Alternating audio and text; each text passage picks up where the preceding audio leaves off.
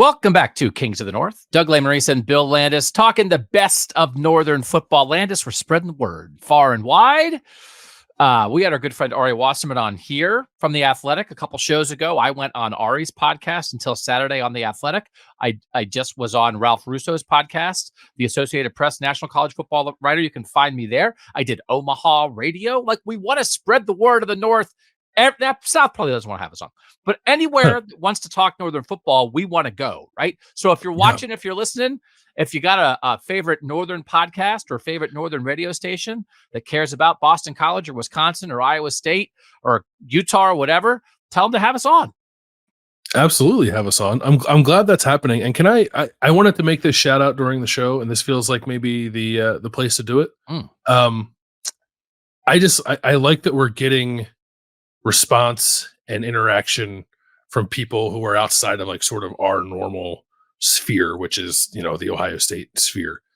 So shout out to at RevDJESQ on Twitter, who told us to go cram it when we didn't have David Braun and Northwestern as the most improved program in the North. Yeah, very, very well reasoned argument, and we appreciate you listening. So thank you. Yeah, he wants us to dive in on the Cats. We'll dive in on the Cats. We're gonna dive in on everybody this offseason. But today, what we're gonna dive in on are the 28. It's not 28 anymore. I'm going to have to catch myself. We are currently at 26. I'm going to get us 28. But by next fall, we're going to be like 34. Just wait. We're going to do that sooner than later. We have to decide again. I think we're going to have maybe individual shows, maybe one big show where we decide Kansas State, Louisville, Virginia Tech, Missouri, are they Northern or not? So we might grow. As it stands, there are 26 Power Conference Northern teams that we claim. And Bill, you and I are going to rank the quarterback situations for 2024 for all 26 of those programs from 26 to 1. It is not about the future. And I think it's the reason we wanted to keep it to like what the quarterback deal is for this year is because college football is becoming much more of a year-to-year sport. And so the idea of like, oh, they're set up for 2026 at quarterback, it's not irrelevant, but it's very possibly going to get blown up before then by a transfer going out or some other transfer coming in. So we want to focus on who the quarterbacks are expected to be in this coming season and which Northern teams are best set up. Yeah, it's really difficult to project out into the future anymore. Probably took into consideration a little bit, maybe if we thought that, if a team that has two kind of exciting quarterbacks, maybe they might use both of them. But also too, like if you're a fan of a team, and I think you know which team I'm going to be alluding to here, who has a really exciting young quarterback, we're probably going to be reflecting the fact that quarterback is very young in this ranking. And if we were talking about the future, the ranking might be a little higher, but we're trying to keep it as specific to 2024 as possible. Really try to think of it as if you're trying to win this year, anybody higher on the list, you'd trade their quarterback room for your room, and everybody lower on the list, you'd say no for this year. Just for this year. Yeah. For this year. I'm going to drop the best stat right now. Just give it to people right at the beginning. I don't want to trick people into staying. I want to give them the good stuff. I want you to stay. It's the way to go through life. This happens all the time, right? There are places where you can have a job and you have a non-compete clause. And it's like, well, you're not allowed to go get a job somewhere else, right? So that's one way to keep people. Or you can reward good work and encourage people to stay. I don't want to trick people into staying for the length of the show, Landis. I want them to want to stay. Now, by the way, we are doing 26 to 1. So if you want to fight it, it's anti what I normally want to do, but I thought it fit this. But I am going to give you this stat right off the top, which is part of the reason we're doing this. This is a first blush. It's January. These rankings are probably wrong. But we want you to realize who some of the people out there are. Yeah. What are the expected quarterback situations for everybody in the North? 26 Northern teams. How many teams would you say, Landis, do you think are expected to start the same quarterback from last year? Off the top of my head, I would say 8. 10. Okay. Is this right? I got to look at this right. No, and that's a little bit like I count Cam Rising in there, even though Cam Rising did not play at all in 2022. He counts, yeah. He's been in the Utah program. He was hurt last year. So it's like, do you know that quarterback in your system? Mm-hmm. Has he played a lot in your system? 10. So how many do you think are expected to start transfers, new transfers in this season? 10.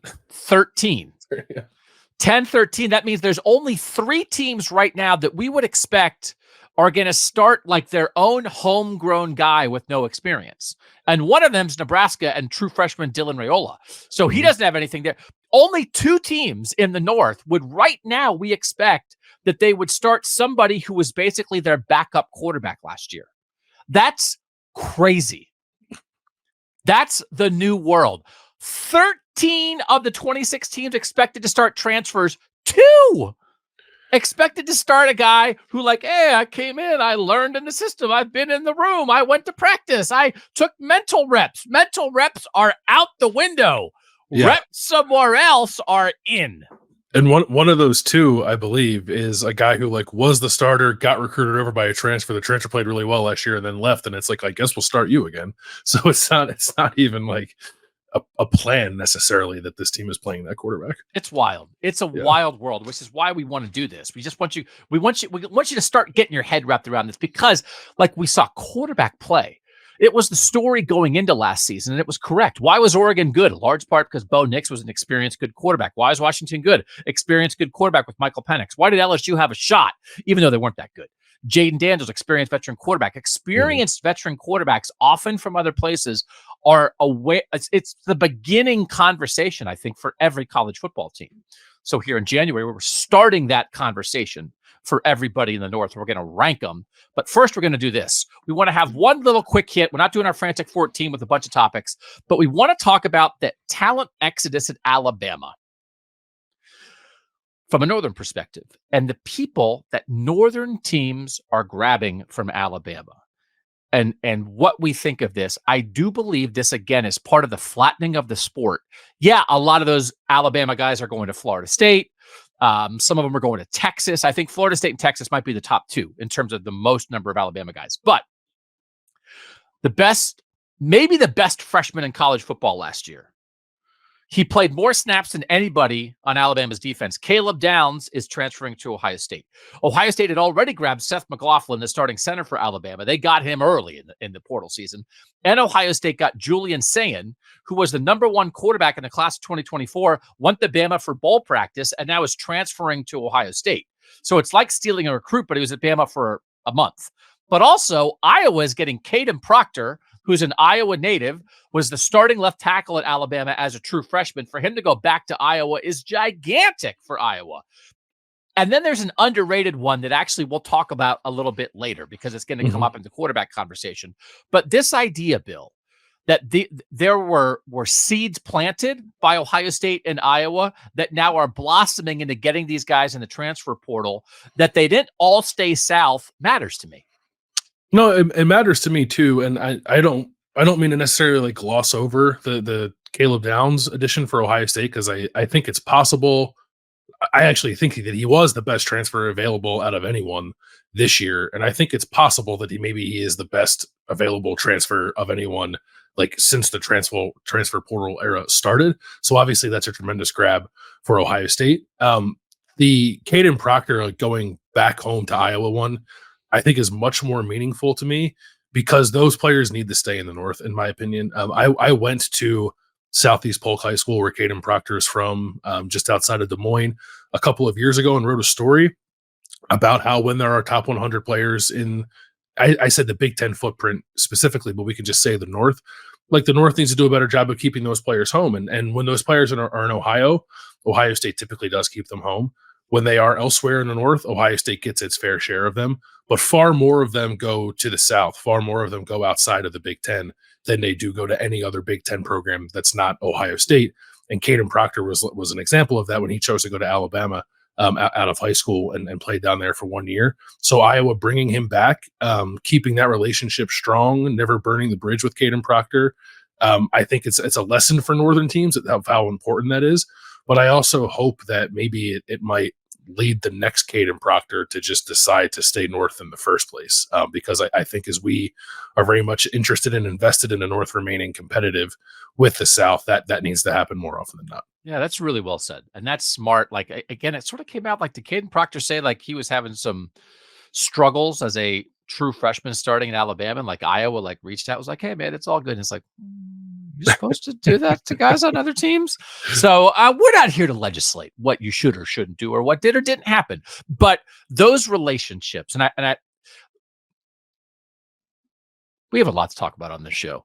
The idea of the North keeping great Northern players home is probably step one in all of this discussion for the ultimate success of Northern football. Getting some Southern players to come north is the second part of that, but you got to protect your backyard. And so that Ohio State was interested in Caden Proctor, didn't get him. Iowa thought they had Caden Proctor. Did they not? And then he was a late flip to Alabama. Yes. So this is the world now that like the portal opens up these ideas that before it just would have been a loss. And that's it. The kid went to Alabama and maybe he was homesick. Maybe there was a coaching change. Tough luck. Or if you have to come sit out a year, Caden Proctor is going to be Iowa's starting left tackle for the next 2 years. Maybe 3. And so like that idea, I think you're right on this. And then again, Caleb Downs is a different situation because that's a Southern kid. That's a Georgia kid that Ohio State was in on right until the end. He goes to Alabama. For them to get him back now is a huge deal. Julian Sand, the quarterback that we talked about, he's a California kid, picked Alabama. USC was interested in getting him back this time around. So, you know, you got to do both things in the North. I had 26 guys, I think the latest, it might be 50 by now, of guys transferring out of Alabama. Last time I looked at a website, 18 to Southern schools, 1 to Louisville, it's a border school, and 7 to the North. Syracuse got a guy, Colorado got a guy, right? So again, like I even think like that's a win. Yeah. For the North to get like 30% of the guys leaving Alabama, I think that's a win for the North. Yeah, no, definitely. Because it's not, I mean, I'm just assuming that most of those guys that have transferred are from the South anyway. So like it's if the expectation is Northern programs go get those, you know, SEC transfers who are already from the South, like that's a difficult proposition. It's easier with the Caden Proctors of the world. But yeah, if you're getting 30% when a program like that blows up, and like a program like Syracuse is getting one, like we would have never expected Syracuse to land an Alabama transfer prior to this year. And even Colorado, I would say the same thing about before Dion got there. So that's great. But I think there are more Northern programs that could probably stand to be more aggressive and try to make similar plays as, you know, it becomes open season on SEC rosters whenever coaches leave. And we all know that they fire their coaches quickly and without much thought behind it. So that's going to happen a lot down there. It really is. Like sometimes there have been times when coaches have been criticized for like having their assistants like waiting outside the building when the fired coach leaves and the players come out of the team meeting. It's like, hey, you guys need to do home. If you're a Northern coach sending your assistant south to do that, I'm not going to dispute it, right? No, do what you got to do. Yeah. Do what you got to do. All right. When we come back, we're going to start these rankings, starting at number 26 all the way to 1. The Northern quarterback situations. You will not find content like this anywhere else. Thanks for being here. Tell a friend. We'll be right back on Kings of the North. All right, time to rank quarterbacks, not in a homework way, not in a thesis, not in a doctoral thesis kind of way. Landis, again, I just am intrigued by all of this. I put in PFF, all quarterbacks in the Power 5 who played at least 50% of their team's snaps last year. And again, that's 67 Power 5 teams last year, right? But there were only 50, right? Of those 50 quarterbacks, 18 are gone, off to the NFL or out of eligibility. 23 are back at their schools and 9 have transferred. So again, that's like less than half of those top 50 quarterbacks who played a lot are back. And just as a reminder, just by PFF grade, but I think this is probably about right. Of the top 10 quarterbacks in the country, probably 6 are gone. Jaden Daniels at LSU, Bo Nix at Oregon, Michael Penix at Washington, J.J. McCarthy at Michigan, Drake May at North Carolina, and Caleb Williams at USC. So there's just a reset here. And then even when you think about the best guys who are back, Carson Beck at Georgia maybe is the best guy back. Jackson Dart at Ole Miss, that's a big deal that he's back. Jalen Milroe at Alabama, big deal that he's back. Quinn Ewers at Texas, big deal that he's back. Brady Cook at Missouri, big deal that he's back. Noah Fafita at Arizona, big deal that he's back. A lot of the guys that are really back and super impactful are South. Yeah. So we did this, Landis. You and I each did a list 1 through 26. Again, it's the rooms, but we're really focused on the starter.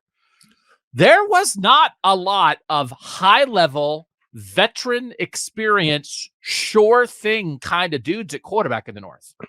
There were not, which I knew, and I think you knew, we were understanding that there was going to be a turnover here in the North when you thought about the best players at the position last year, right? There were two Heisman Trophy finalists at the position out of the North, but then like writing it down was like, oh, this is a little like not. I think it can work out just fine with them. It's just a lot of turnover. It's like it's going to look quite as good as it did last year. And I think the answer is potentially no, but I also think that makes it more interesting. 2 Heisman finalists and a national champion. And I think what a year ago, you could have evaluated Washington, Oregon, and Michigan and said, I think they're going to be good. And one of the reasons I think they're going to be good is because they are returning a good starting quarterback. And I think if we had done this a year ago, if we had existed, I don't know, would they have been in our top 3 in an exercise like this? I mean, I don't want to miss somebody, but they probably would have been. I think any of the 3 of them would be our top guys on this list. Certainly Penix and Bo Nix. Right. Yeah. And again, like I think there were some offseason expectations of JJ McCarthy that's like, did he personally fulfill every individual expectation? Statistically, no. He led his team to a national championship, and people think he's like a fringe first round guy in the NFL. So like he was really good. So that like I think it feels like to me possibly a significant amount of more uncertainty at the quarterback position in the North going into 2024 compared to going into 2023. Yeah, significantly more uncertainty. Really, I mean, we'll go through our list here. After number 1, it's like, I don't know. Yeah, we'll see how it goes.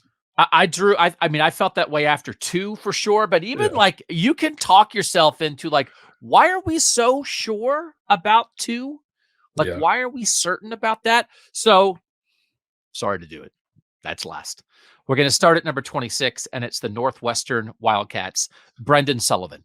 Ben Bryant, the starter last year, a transfer from Cincinnati. They were 6-3 with Bryant as the starter last year. They were 2-2 without Bryant, which was Brendan Sullivan playing last year. So he does have experience. They had some kind of offensive clunkers, but he also threw for 265 yards and ran for 65 yards in a 33-27 win over a pretty good Maryland team. So we just want to make this clear. This is last, and we both agreed that this is last. And I think it's maybe possible that Northwestern brings in a guy. We don't know. But Brendan Sullivan has played, and he at times has played well. So this is not like a, oh, well, man, they're dead kind of thing for a Northwestern team that had an excellent year last year. It's just, this is one of the very few we talked about, maybe 2 or 3 schools that are planning to play their backup. This is one of them. And this is the result. You wind up in a world of uncertainty when so many other teams are maybe bringing in a transfer who's played before. Yeah, I mean, the reason I had it last is because it doesn't necessarily feel like this was the plan for Northwestern. And there are other schools that we're going to talk about that aren't going according to plan either. But bringing in Ben Bryant last year when you could have just returned Brendan Sullivan as your starting quarterback if you wanted to was a signal to me, at least anyway. And it was a different coaching staff also, which is probably worth considering, that coaching staff, didn't think that Brendan Sullivan was quite what they were looking for at the position. Maybe that is different with David Braun's Northwestern. And it did seem like they got better play out of Brendan Sullivan when they did have to play him. So that's probably worth keeping in mind as well. But I do still feel like they're going to go try to find somebody that can start ahead of him. And I guess that would be after spring ball at this point, and we'll see how that shakes out. But it doesn't feel like Northwestern is done with its quarterback room. So I had this last because I just didn't think like the guy we're projecting is actually going to be the starter next year. Yeah, and a lot of changes. David Braun turning over the coaching staff there, new offensive coordinator, a lot of changes for a team that had a tremendous year last year. So it's one of the things you do a list, right? It's not a slight to Northwestern. It's a reminder of the reality of the situation, that the way everybody used to do it, if you are doing it this way, you're a little bit behind. So that's just the world. And again, we'll see where Northwestern is later if this actually happens. 25 on our list is a Pitt team that is kind of interesting because they have two guys that played last year, but they're bringing in a guy on top. And this is the guy that I said we did not talk about with Alabama originally. Eli Holstein is another Bama to North transfer. 4-star quarterback. I think was the number 8 quarterback in the class of 2023, something like that, like very highly rated. Louisiana kid, the kind of guy that like would not have picked Pitt out of high school. He was originally a Texas A&M commit, then goes to Bama. Now the Bama room blows up and Pitt gets him, Bill. Like this is the kind of thing that has to happen for Northern teams to elevate. I think this is a great get for Pitt. He's going to get thrown into the mix with Nate Yarnell and Christian Velour, who were around last year, but like Holstein's super interesting to me. Yeah, I actually had Pitt a little higher than this on my list because I do find Holstein interesting, and there's moving parts here. Pitt has a new OC, like they need to really revamp their offense, so it's hard to get super excited about it. But I think it's easy to get excited about like the recruiting pedigree of Eli Holstein compared to what Pitt has had the last couple of years. You know, they've not been able to figure it out since Kenny Pickett left, and then they're still going to try to figure it out with a transfer. But Eli Holstein's almost like to me like getting a freshman and then just like developing him a little bit. Like he got his year of development at Alabama. He was part of a 2-player class there at Alabama. They also had Dylan Lonergan in that class at Alabama, who was also a really good baseball player. So I think like Eli Holstein went there thinking that maybe Dylan Lonergan just plays baseball and never actually works out as the Alabama quarterback of the future. And now he's coming to Pitt. And I think it's an interesting swing for Pitt. And it's not odd in the sense, like, I don't think it's going to work. It's just odd in the sense of like Pitt is the team that got the former top 100 quarterback transfer from Alabama, who's from Louisiana. Like there's not a whole lot of dots connecting there for me, but certainly I think it has a better chance of working out for Pitt than what they've done the last couple of years. I mean, this is like, we're looking for formulas for Northern success. Like what can be replicated? Northern teams do this. Go find the young top 100 national recruits who went to a Southern school and were ready to leave after a year. Go grab them. Nobody knows if Eli Holstein is good or not. There's no reason that he would be evaluated any lower than he was coming out of high school. So this is great. Good luck to Pitt. I think they can find a quarterback in here. And again, this is a place that's had good quarterback play. All right. Number 24 is Rutgers. And this is super interesting. Again, when I did that thing on PFF, any quarterbacks in the power conferences who played at least 50% of their team snaps last year, there were only 50 of them. Rutgers now has 2 of those guys because Gavin Wimsatt did it for Rutgers last year, and Ethan Kaliak-Manis did it at Minnesota last year, and now Kaliak-Manis has transferred to Rutgers, and I guess they have a battle on their hands, Bill. They do. Not one that I would have anticipated at the beginning of last year. Like we were all very excited about the beginning of the Gavin Wimsatt era at Rutgers, and he really, really struggled throwing the ball last year to the point where I think he ended up completing less than 50% or fewer than 50% of his passes. McAfee, take that.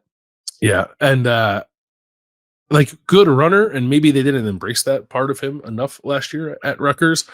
But clearly they're looking for something more in the passing department. Would I have tapped Ethan Kaliak-Manis as the guy to be that for me? Probably not, because I found his play to be underwhelming at Minnesota as well. Part of that, I think, is the expectations that Minnesota put out there for him that he did not live up to. But it is like it's Rutgers landing a very high profile recruit in Gavin Wimsatt out of Kentucky a couple of years ago, and then like abandoning the plan rather quickly, I think, which is interesting to me. And it's not that it won't work out, but it feels a little panicky to me. I don't know. I had it ranked lower than 24th because of that.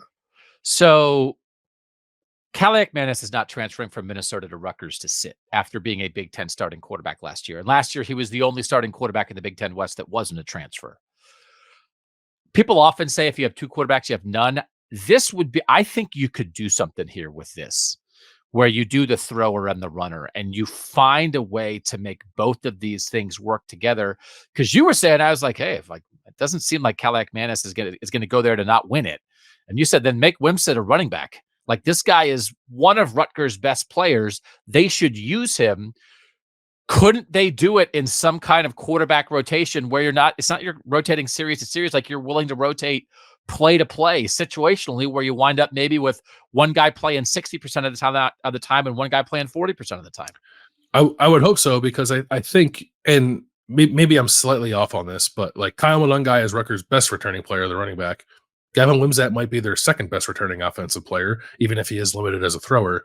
It would be a heck of a thing to just keep your second best offensive player sitting on the bench because you think Aidan Chiles is a slightly better passer than he is. So I'm assuming they will do that. What that looks like, I'm not sure. Whether that's like a wildcat package with Wimsatt or really just changing his position, I don't know. Maybe the former is a little better for you, but they need to find a way, I think, to play both these guys, to your point. You know what I'm going to watch? The Rutgers spring game. Yeah. That's a victory in and of itself. All right. Number 23, Cincinnati.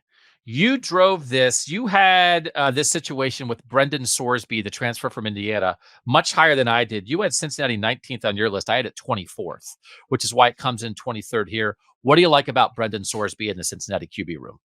He's pretty athletic. I don't know that I love the QB room at Cincinnati so much as I maybe like a change of scenery, bringing out a little more of Brendan Sorsby. Indiana went back and forth between Sorsby and Taven Jackson last year. Like, never really settled on a guy. Their offensive brain trust was a mess, and now Tom Allen got fired because of it. I just don't know that either of those quarterbacks are put in the best position to succeed, but over the course of the season, I thought Sorsby showed a little flash here and there, and he can run, he can throw, he's got some elusivity to him. I think he's a definite upgrade over what Cincinnati had last year with Emory Jones, just in terms of like a passing and decision making, and probably athleticism too. So I actually thought this was like a sneaky good pickup for a Cincinnati program that is trying to be competitive in the Big 12 this year. Maybe I'm a little high on it compared to what else I could have slotted in that 18-19 range, but I actually thought Sorsby was like decent last year in a very bad Indiana offense. And this is how this should work, right? Indiana wiped out the coaching staff, bad offensive coaching last year. Again, like, they didn't get the best out of either quarterback. And so there might be more there for Brendan Sorsby. Curt Cignetti comes in. He's going to go get his own quarterback. So the North should keep Brendan Sorsby. Like, this is good. Good job by Cincinnati. Against Penn State last year, which had one of the best defenses in the country, Brendan Sorsby, 269 passing yards. They scored 24 in that game. Threw for 289 against Illinois, scored 42 points in regulation. Threw 226 and scored 31 in regulation against Purdue. Like, there were times when Indiana was putting up points and like not winning. So there's a decent amount to this that, again, that took some lumps. Cincinnati's getting more of the finished product, better offensive coaching. You could see a payoff here. 22 is Minnesota. And this is a super interesting story. It's Max Brosmer, who's a transfer from New Hampshire. And I didn't know this, Bill, but it's a reminder that COVID still, like COVID, major college football kind of just sucked it up and got through it. He was at FCS New Hampshire. They played one game in the spring in 2020. Actually, they didn't play in the fall of 2020. They tried to play in the spring of 2021. They played their opening game against Albany. He started. They had like their next 3 games canceled by COVID. And then they were like, the heck with it. Yeah. So he played one game in what would have been the 2020 season because of COVID. Then in the preseason leading into the fall of 2021, he tears his ACL. So he's the starter at New Hampshire in 2019, plays one game over the next 2 seasons, then starts again at New Hampshire in 22 and 23. They're getting a guy with 35 career starts as a 6th-year player to come into the Big Ten. Productive player in the FCS. He was a finalist for the Walter Payton Award, which is like the Division II or FCS, excuse me, offensive player of the year. And I was like, oh, that's interesting. And then I looked, there's like 30 finalists for it, so it's a little less impressive. We should do that with the King of the North, 30 finalists. It's a little less impressive of a feat, I suppose. But I think he led the FCS in like passing yards. Yeah, passing yards, and he threw 29 touchdowns, excuse me, last year. I don't know. I Minnesota is another program for me. It's like I think you need to recruit and develop quarterbacks, and they tried to do that with Aidan Chiles and then like abandoned it after 1 year of it not looking very good. So I don't mind this as like a temporary stopgap of like, go get a really experienced, productive FCS guy to see if he can just, raise your floor of quarterback play, if anything else. So I don't think that Max Brosmer is going to come into the Big Ten and be one of the top 5 passers in the league. But if he's a top half passer in the league, then that is a significant improvement for Minnesota. And I now know 2 former New Hampshire quarterbacks. Ryan Day is a former New Hampshire quarterback, so now we can name right. it on the list. It's like top 10 answers on the board. Here's the question. Name a former University of New Hampshire quarterback. We'd get these 2 and not the other 8. All right, number 21 is crazy because they have nobody. So it's like Mike, our producer, hey, make the graphics. Washington, I was like, it is literally 3 question marks. Number 21 on our list is whatever Washington figures out. Because Michael Penix is gone. They had Will Rogers, a transfer from Mississippi State, who after Kalen DeBoer left, he transferred out as well. They had Austin Mack as an early enrolled freshman who was their quarterback of the future. He now left and followed Kalen DeBoer to Alabama. And some people thought initially that new head coach Jedd Fisch might bring Arizona quarterback Noah Fifita to Washington, which would have been a coup for the Huskies. And that's not happening. So, like, they have one high school guy, like one guy who's going to be a freshman this year. That's not going to be their plan. We literally have no idea who their quarterback is going to be. But I will say, despite that, I still had Washington's quarterback room ranked 17th. And you had him 24th because my belief was like, hey, you just played in the national championship game. Jedd Fisch is a pretty good coach. I think whatever they get would still be, in my mind, 17th in the. They have to have a quarterback. I think by rule, you must play a quarterback. So I assumed a level of competence that I believe will exceed at least like 10 teams in the North. Is that a false assumption? No, I was not there. I considered the first draft of my list had Washington last. Yeah. Because like you said, they don't have one. They have a freshman who signed with the previous staff who's staying there, and they are bringing in a freshman transfer from Arizona who signed with Jedd Fisch and is like following him to Washington. But your quarterback room at the moment is still 2 true freshmen who have never played a snap of college football. I saw some speculation, maybe like Will Rogers might still end up there because he's like gone back into the portal, hasn't ended up anywhere yet. That would be interesting. I suppose it is fair to assume some kind of like minimum baseline of success that is still okay because, Jedd Fisch started a freshman in Noah Fifita last year who was really good. And even too, I think like got a better level of play out of Jaden DeLaura before he lost his job to Noah Fifita. That is probably encouraging as well. But it's not great at the moment. They have only 2 scholarship quarterbacks who are both true freshmen. They need to add somebody here, I think, even if only for depth purposes, even if you want to roll with a true freshman starter, if you still need another body or 2 in this room. So do I think you're wrong for assuming what you're assuming? No, but I'm not quite there with giving them the benefit of the doubt just yet. I would assume the best spring football competition losing quarterback in the country will go to Washington. And let me throw a name at you. Devin Brown from Ohio State. Mm-hmm. I think that's one to watch. Yeah. Like that's like that kind of guy. Devin Brown, who is a Western guy, right? Utah and Arizona, who was a borderline 5-star recruit, who was in a quarterback competition at Ohio State last year, then played in the bowl game and got hurt right away. Like, was right there with Kyle McCord in the battle to be the starting quarterback at Ohio State, and then got hurt in the middle of the year. Like, really, I still think has not shown everything he could be. And that's kind of how I thought of it. It's like, okay, if you give Washington Devin Brown, okay, that I think is probably the 17th best quarterback room in the North. And I think that, assuming that level of player winding up there, I think is a somewhat fair assumption. And again, we don't want to mess around with people's lives, but there are going to be guys who after April think to themselves, okay, I'm not going to play where I am. Where can I go play? Yeah, he had an offer to Devin Brown did from Arizona. I don't know if that was prior to Jedd Fisch's arrival there or not, but yeah, you're right. You were not trying to play like, fast and loose with what's going to happen with people making important life decisions. But I think everyone in the country is curious about what Devin Brown is going to do after the spring, assuming that Will Howard is Ohio State's starting quarterback. So that's one to watch for sure. And I think Devin Brown's a power conference starting quarterback, right? Is there any reason? Yeah, no, I think so. Yeah. All right. Number 20 on our list is Purdue. And this is like one of those, like, this we know, because Hudson Card's coming back. I think it's for year 6. I was all about Hudson Card in the preseason last year after he transferred from Texas. And like, it was okay, I think. wasn't spectacular, which is why it's 20th here, but second year in the system. And again, as a reminder, a lot of these times when we think about quarterback transfers who succeeded at a high level, it is often in year 2. Even Joe Burrow at LSU was in year 2. And I think we also shouldn't lose sight of that as Hudson Card gets another go-round in West Lafayette.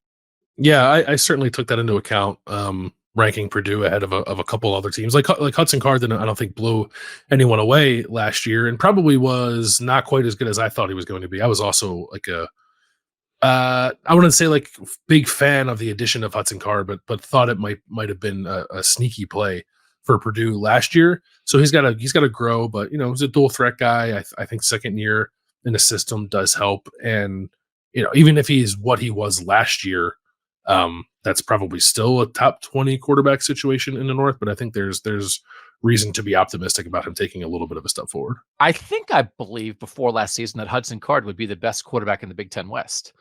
And in a world where the competition is Luke Altmyer and Ben Bryant and Cade McNamara and Ethan Kaliak-Manis and whatever Nebraska was going to do, like that didn't seem like an outrageous idea, And again, he's a solid quarterback, but I think we have to be. Hudson Card could prove us wrong. Hudson Card could wind up 10th on this list by the end of the season, because again, it's a pretty good pedigree and played some big time football at Texas and certainly was a solid quarterback for a first year head coach in a first year system at Purdue last year with Ryan Walters too. So again, there maybe is a lot of room for growth with a veteran guy. Guess what that formula is? That's the Bo Nix, Michael Penix formula. So maybe, all right, forget it. Hudson Card will be a Heisman finalist. I'm moving him up my list. Purdue's going to the playoff. Who knew? I'm glad we settled that. Congratulations, Ryan Walters and Purdue fans. Time to get into number 19. It's Nebraska. And it's true freshman Dylan Raiola. And how in the heck are we supposed to rank this guy in something like this? I don't know. It was really hard. Try to be or try to acknowledge the recruiting pedigree while also not getting way out over your skis and thinking that Dylan Raiola is going to be like a rock star in his first year, because I don't think he's going to be. I think he's going to take some lumps and he'll probably be better for it in the long run. But I don't know that 2024 is going to be like fireworks for Dylan Raiola. They got to protect him. They got to ease him into it. He's going. I would be shocked if he doesn't start on day one.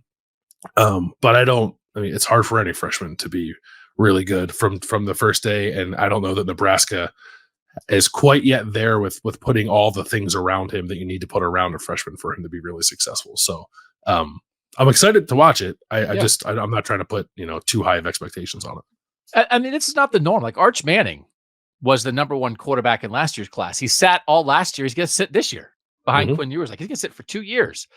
Bryce Young didn't play in year one. CJ Stroud didn't play in year one. DJ Uiagalelei didn't play in year one. He sat behind Trevor Lawrence, but he played the one game and he looked good. You don't play. Even the best quarterbacks, usually they're not asking you to play in year one. So this is nothing. To have him 19th is nothing but a good luck young guy. This is a difficult, unusual circumstance. But if we were doing something that was more long-term, would we have Nebraska second in the North, only behind what Ohio State has with Julian Sayin and Aaron Noland as 2024 quarterbacks? Because this guy, by the way, is the number 2 quarterback in the country behind Julian Sayin in this incoming class. Yeah, they'd be up there. That second behind Ohio State sounds right. Maybe there's a couple other programs you can consider top 5, I think, at minimum. So yeah, it's just a different exercise. I'm also looking through top quarterbacks in this class. Julian Sayin's not going to start at Ohio State. DJ Lagway at Florida, if he unseated Graham Mertz, I don't know that I'd be shocked by that. Raiola is a day one starter. Aaron Noland, no. I don't know. Of the top 20-ish quarterbacks in this class, Dylan Raiola might be the only one who's a day one starter. Yeah. But I do think that's what Nebraska should do. I think when you're a program like this, where you are allowed to take your lumps, that's why these guys don't play at other schools. At Bama and Ohio State and Georgia, you can't take your lumps. You can't get through it. Hey, let the guy learn on the fly. That's not how it works. When you get a guy like this at a program like Nebraska that's trying to build something and is still on the way up, do it. Play the guy. Let him play. Let him make mistakes. Let him learn. As long as you have enough of an offensive line, and by the way, his uncle's the offensive line coach. They're going to protect him. You don't want to get him killed, but you want to get him experience. If they lose a game because he throws 3 picks, fine. It's worth it because there's a payoff on the other end. It's how you get there. It's like, North Carolina never really got there. That might be the last guy. Drake May was a day 1 starter at North Carolina. Played 3 years, right? Wasn't he? Played 3 years at North Carolina. They never got over the top as a program, but why not? So this is absolutely the right thing. Now Bill's looking it up now. I'm like, I don't have to know about North Carolina. They're in the South. This is absolutely. He was not a day 1 starter in North Carolina. Okay, we'll take that part out in 3, 2. This is absolutely the right thing to do. It just is not going to be perfect from the jump. No, but I think I would also trust, because I think the thing you worry about is like starting a true freshman. He's going to get hit 50 times this year and you're going to ruin him. Like what happened to Christian Hackenberg. I don't know that that's on the table here for Dylan Raiola. I think Matt Rule understands the long-term vision here and will do what is necessary to not overexpose Dylan Raiola either. I told you I didn't do as much research for this. I was like, Drake May, day 1 starter. He threw 10 passes his freshman year. Yeah. My bad on that one. I don't hold me to anything I say about the South. That's also going to be the North. We deal in facts and context. The South, we just make stuff up. That's right. Drake May, 11 years old, as North Carolina's starting quarterback, early enrolled as a 5th grader. Do you know why he didn't start as a day 1 freshman? Because they also had Sam Howell. Oh yeah, that guy. North Carolina, by the way, again, it's a reminder. Like they like Sam Howell followed Mitch Trubisky, and North Carolina really hasn't won squat. Like they've had good seasons, but anyway, doesn't guarantee anything. So, but I think this is appropriate. Just understand what we're ranking. Yeah, 18th BYU, and this is like we had to get our head around this. It's like, who does BYU have? Because they had like a guy. Again, backups aren't the plan anymore. They had a guy who was the backup last year to Keaton Slovis, but now they brought in 2 guys on top of him. So they brought in Gary Bohannon, who was at Baylor and then was at South Florida last year. And they brought in, is it Bourget? I think it's Bourget. Yeah. I've told you this when Wendy's has the Baconator, right? They have the Baconator at Wendy's and they have the commercials for it. I always think it's the Bacon Tour because it's my instinct. Like at the end, I'm going to Frenchify the end of any word that I can. So Trayshawn Bourget, would you enjoy a Bacon Tour? I like that. Where's he from? Western Michigan. He was a starter at Western Michigan last year. So this is 2 veterans, 2 guys who have started that they're bringing in at BYU to battle it out. Again, so what we're saying here is for this year, would you rather have true freshman Dylan Raiola 5-star or 2 veterans that have been around for a while and you have 2 choices and you figure one of them is going to play well enough to maybe play better than a true freshman? So we have BYU 18. Yeah, and I don't like that answer is probably not cut and dry. Or I'll hear the Raiola argument, especially compared to these 2 quarterbacks. Like Bohannon didn't play last year; he had a shoulder injury.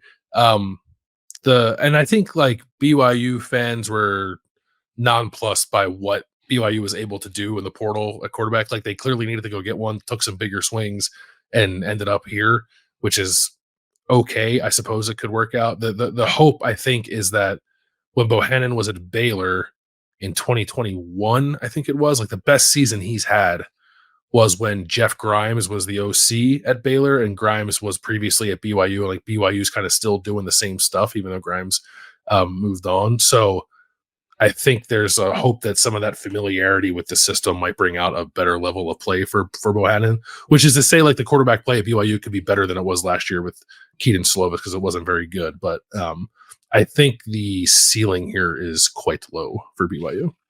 Do they need to get off the transfer carousel here? Again, like Keaton Slovis' guy, USC, then Pitt, winds up at BYU for a year. Gary Bohannon, Baylor, then USF, now he's going to go to BYU for a year. Like, is this, again, patch versus plan? Is this a school that should plan on having transfer quarterbacks? Their starting quarterback before Keaton Slovis, Jaron Hall, was playing in the NFL this year.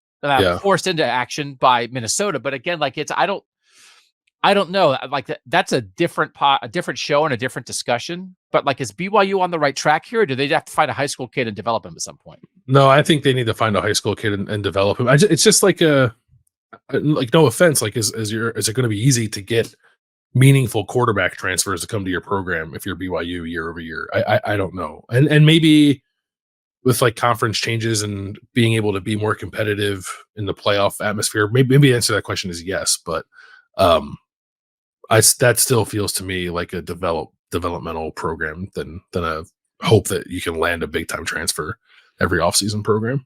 Yeah, I can remember liking BYU going into the 21 season because Jaren Hall was a fifth-year guy and a second-year starting quarterback, and they had Puka Nacua. Mm-hmm. And I was like all in on my old Listen, we all live forever on the internet. Shahan Jeharaja and I on the College Football Survivor Show, like after like week 3, did a show that was like, is BYU better than Alabama? You say things. What are you gonna do? But the two teams that I had been out over my skis on since I started doing like shows beyond just Ohio State were Iowa State the year they went like 7-6, but they had Brock Purdy and Breece Hall, and BYU in 21, but they had Jaren Hall and Puka Nacua. And it's like, okay, you can see now after the fact, they had like the top guys there. They just didn't have the depth of talent to do it. So I'm defending a 2-year-old BYU misfire. Sorry, Nick Saban. As much as we promote the North here, no, BYU is not better than Alabama. Close. They almost got there. But that's the kind of confidence you can inspire when you have a 4th or 5th year quarterback who's like developed into something. So BYU, get back to finding another Jaren Hall. Yeah. And they had Zach Wilson before Jaren Hall too. So hey, Zach Wilson. Yeah, he was good there. Biggest COVID, I don't want to say frauds, but like the most we got tricked by COVID would be at some point we have to look back and do that. Right. And like Zach Wilson is the number 2 pick in the draft based off that 2020 BYU season is one of those things, is it not? Yeah. And based off the season and also that one throw he had at his pro day. Right. One throw. 16 is Illinois. 17 is Illinois. We're on to 17. 17 is Illinois and Luke Altmyer. Similar to Hudson Card, like a transfer who was good at times last year, now will be there for a second year. So maybe it elevates, but also like good, maybe a higher floor, but maybe not the ceiling of the guys we have ahead of them. Yeah, very, very similar to Hudson Card for me. I don't know, like Luke Altmyer could have played better last year. John Paddock, I think, arguably played better than him at the end of the year.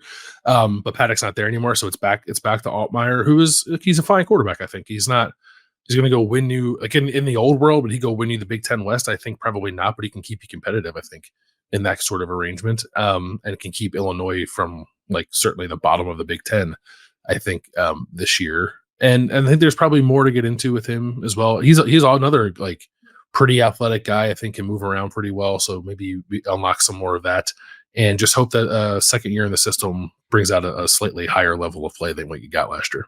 Yeah, so we don't mean to give guys short shrift, but it's like if you're in the North, you've gotten a feel for Hudson Card and Luke Altmyer. So like we'll just see more of it, and does it improve a little bit? Number 16 is another North transfer. It's Indiana, bringing in Curtis Rourke from Ohio, who was certainly near the top of quarterbacks in the MAC last year. How much do you like this move and the potential here?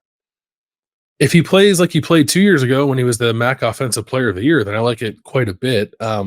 He got hurt, and at the end of that season, hurt his knee, and then wasn't quite the same player last year. I think he still ended up second team All MAC as the quarterback behind Daquan Finn from Toledo, who's also transferred.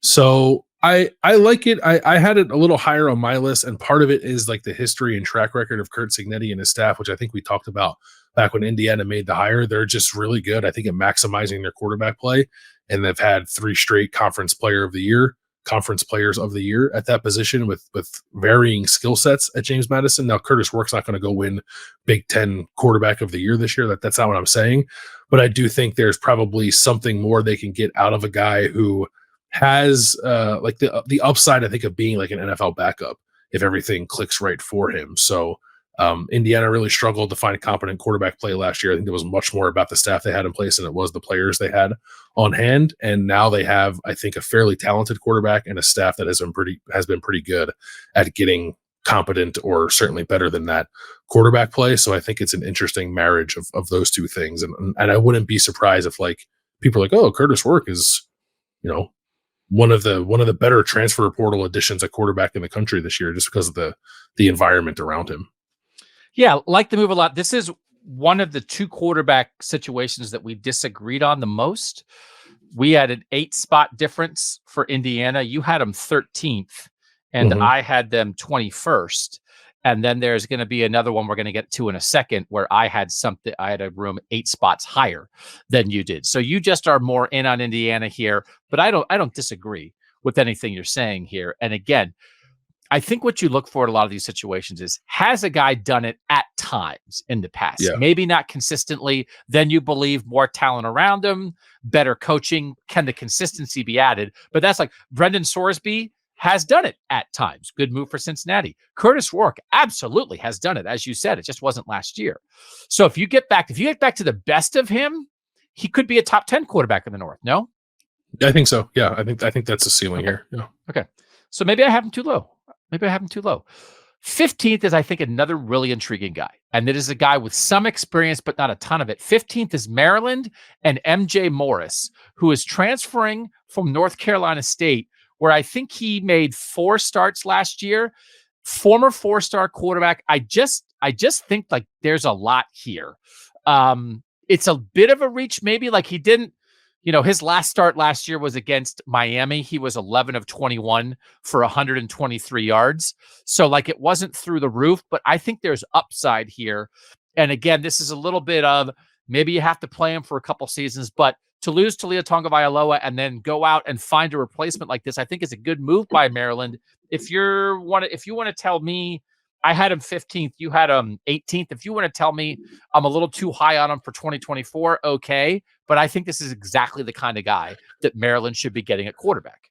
Yeah, I think if you like, whatever you think of Mike Locksley, and I actually think he's done a pretty good job at Maryland, they definitely do a good job with quarterbacks and like putting guys around him or putting guys around whoever the quarterback is, having a good offensive plan. I think nearly maximizing what you can get out of whoever that guy is. And it's been Talia for a long time. So maybe I'm saying a little too much there. Maybe we need more of a sample size with other quarterbacks, but MJ Morris has like tools that are enticing as a guy who was a former 4-star prospect. Like some of his play at NC State was underwhelming, as you said, but some of it was really encouraging too. So I think he'll be good there. I'm wondering what the transition might look like, but this is another situation where I think if we were evaluating futures more than we were just this coming year, I probably would have Maryland a little bit higher. But I do think maybe there could be some lumps here early on that maybe put it a little bit lower. Number 25 quarterback recruit in the 247 composite in the class of 2022. So a third-year guy who's played some, not as much as some other guys, but again, there you can see what the ceiling might look like. And I think, again, it just will get there this year. 14th is Iowa, and this is an odd evaluation. And I will say that there's a very specific thing. Well, I'll say it. I'll tease you. Iowa's 14, Michigan's 13. Just for this year, Cade McNamara led Michigan to the playoff in 2021. If you told Michigan right now they could get Cade McNamara back for this coming season, would you take him? I would take him. Yeah. Okay. So then I think he should be higher. I think Iowa's room should be higher on our list than Michigan then. Right. That makes sense. Yeah. As we voted, it turns out they were back to back, but Michigan is higher. But there's like a baseline level of play. He's a playoff quarterback. He got hurt last year. His offensive coordinator is Brian Ferentz. Their quarterback play when they put in Deacon Hill, the Wisconsin transfer who had not played much, went down. They had a lot of injuries. Luke Lachey, their great tight end, was hurt last year. He's back. Iowa has a lot of guys back, by the way. There's an opportunity here. They have not named an offensive coordinator yet, but a better offensive coordinator, if they can stay healthier, they're going to have Caden Proctor at left tackle. I think we know what Cade McNamara can do. He's a winning quarterback. And I do think as he's a veteran who also could still elevate because I think there are a lot of things around him that could lead to better quarterback play for the Hawkeyes this year. Yeah, I think so too. Another like a really high floor guy, like just you're going to get competent quarterback play. Like I think winning for Iowa's purposes, winning level quarterback play is, yes, he's a playoff quarterback. I don't know, he's a quarterback who wins you a playoff game, but he's a quarterback who's good enough to get you there. Clearly, if the weapons around him are good enough, and the weapons at Iowa aren't as good as the weapons that Michigan had when Cade McNamara did take Michigan to the playoff, but they're decent, and I think Cade McNamara is a decent quarterback. And it probably will, like when we talk about Michigan, it'll be a little hypocritical, I guess, to say what I said about why I have Michigan slightly higher. But I think Cade McNamara is pretty good. Like we'll have to see how he bounces back from the injury, I suppose. But prior to that injury, like I thought at the time, like that was a quarterback who was going to elevate Iowa's offense, and there's no reason for me to think that still can't be the case moving forward. So let's go to 13 in Michigan then, and this is hard to figure. Alex Orji, who had a role as sort of a wrinkle, I don't think he threw a pass this year, but they would put him in and let him run the ball at times. And then Jaden Davis, who's a very high-level recruit, are the two names we have on the list here at number 13. They were really talking up Alex Orji in bowl prep. And they were talking, Jim Harbaugh was talking up, his teammates were talking up. That's one of the great things about bowl prep. It's like another spring football. Young guys can emerge. So they were really talking about him as a guy. Because guess what? J.J. McCarthy started out as a wrinkle quarterback.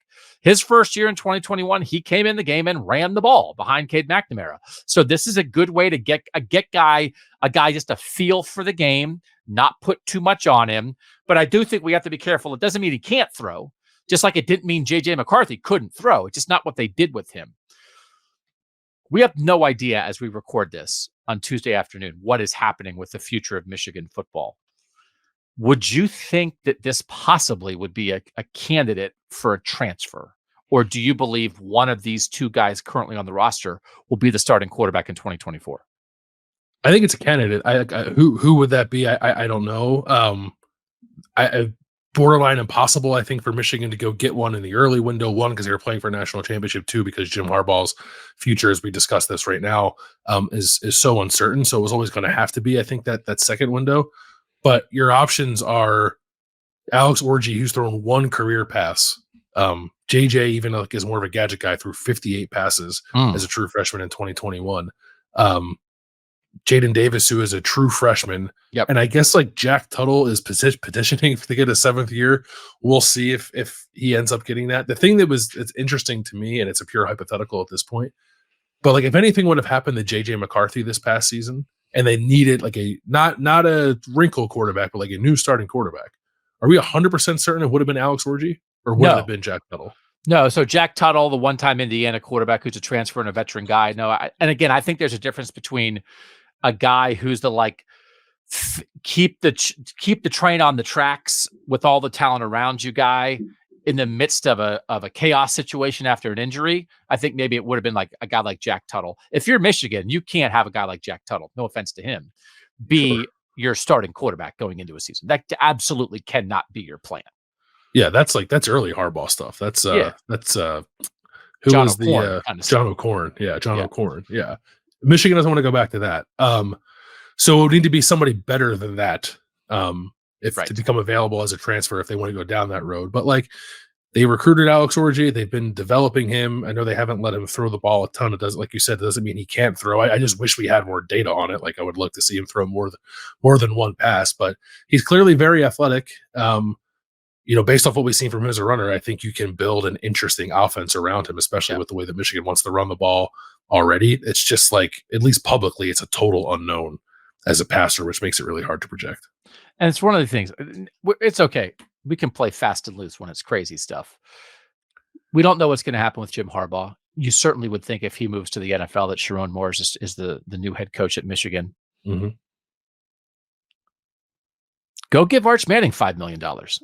Like what? Like, you know what I mean? Like it's like go find. So as attractive as Washington would be, right, for anybody like in the spring portal window, it's national champs, man. They got something going on up there. And I think Sharon Moore's going to be a good coach if he's the guy. Like they could get very creative. And this is nothing against Jaden Davis, but like we just said, we're running through like the class of 2024 quarterbacks. Number one is Julian saying, number 2 or 3 is Dylan Raiola. Aaron Noland at Ohio State, along with Sand, is number 4 or 5. Jaden Davis is number 7, right? CJ Carr at Notre Dame is number 6. CJ Carr's not going to start. It's just too much to ask. That can't be your plan either. So maybe we have Alex Orji / Jaden Davis on our graphic. It really can't be Jaden Davis. Nebraska can afford to do that. Michigan can't. Michigan's too good. So it could be Alex Orji, or the other option really is a transfer, right? Those are the actual 2 options to be the day 1 starting quarterback for Michigan in 2024. Yeah, I'm probably less opposed to playing a true freshman quarterback than you are. But it has to be right circumstances. Like Michigan is kind of like revamping its offensive line, is like losing its best guys on the outside, is losing Blake Corum. Like, do you really want to throw a true freshman into that when you're trying to remain competitive nationally? Probably not.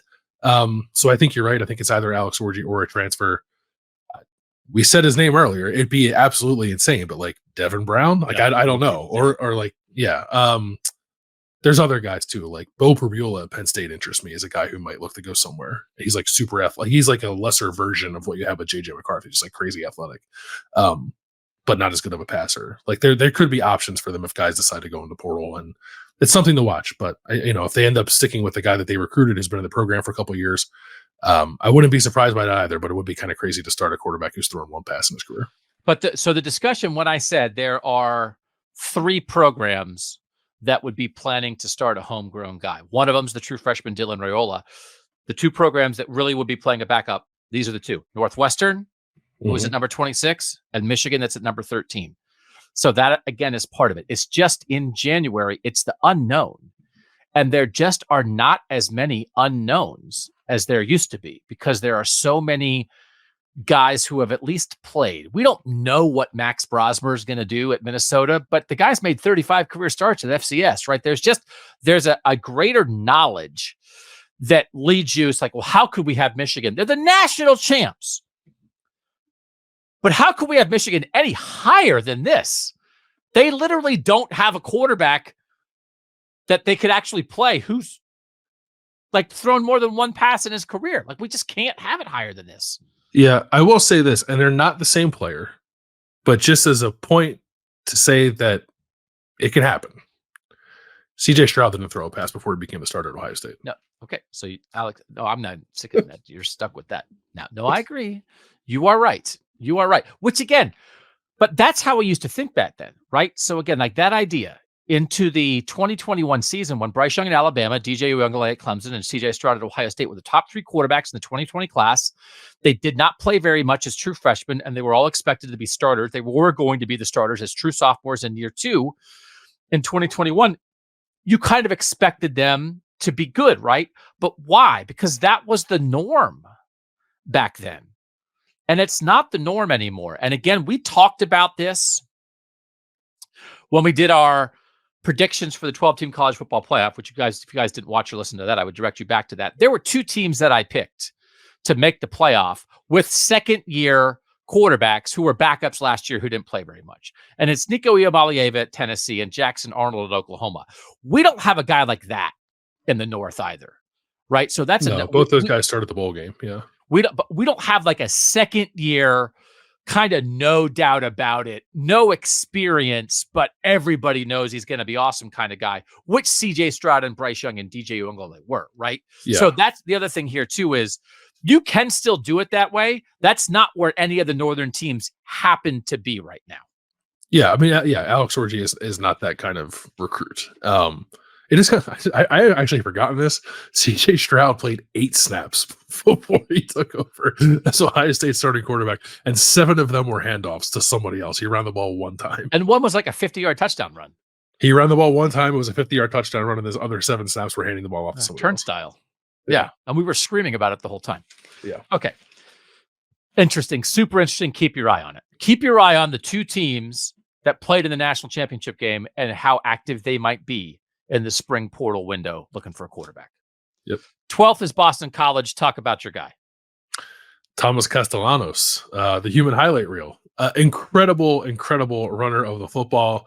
less than that as a passer. I know we're not like diving super into numbers necessarily on this, but I do think it is worth mentioning that Thomas Castellanos was second in the country in quarterback rushing yards behind only Jaden Daniels. He tied for the lead with 13 rushing touchdowns among quarterbacks, and he also had the fourth most turnover-worthy plays in the country as a quarterback. Him putting the ball in the air is a little precarious. Hoping that he can take a step forward as a passer this year, but an incredibly dynamic athlete at the position. I think he's appointment watching because he does crazy things with the ball in his hand, both good and bad. 15 touchdown passes, 14 picks, 86 rush yards a game, 173 pass yards a game. Like, this is how you do it. And he's a transfer too. He was at UCF in year one? UCF, yeah. Yeah. Uh-huh. So he's in his first year at Boston College last year. He winds up, they play somebody else. Is it Emmett Moorhead? Like, plays the first 10 snaps of the season. And then they're like, nope, we're going to Thomas. And then they just let him do his thing. They took lumps. It's a great season. It's a great season for Boston College last year because they put it in an inexperienced, high-ceiling quarterback, took lumps, and made a bowl and won a bowl. Right? They won the bowl, right? Yeah, they won they beat SMU. Great bowl win. Yeah. So, like, what a year. And now to get the benefit of this is now one of these things, again, where it's like, if he's great this year, then somebody else is going to come try to steal him. But, like, This is exactly what Boston College should be doing. Boston College has nearly a top 10 Northern quarterback. That's huge for them. It's only a third-year guy.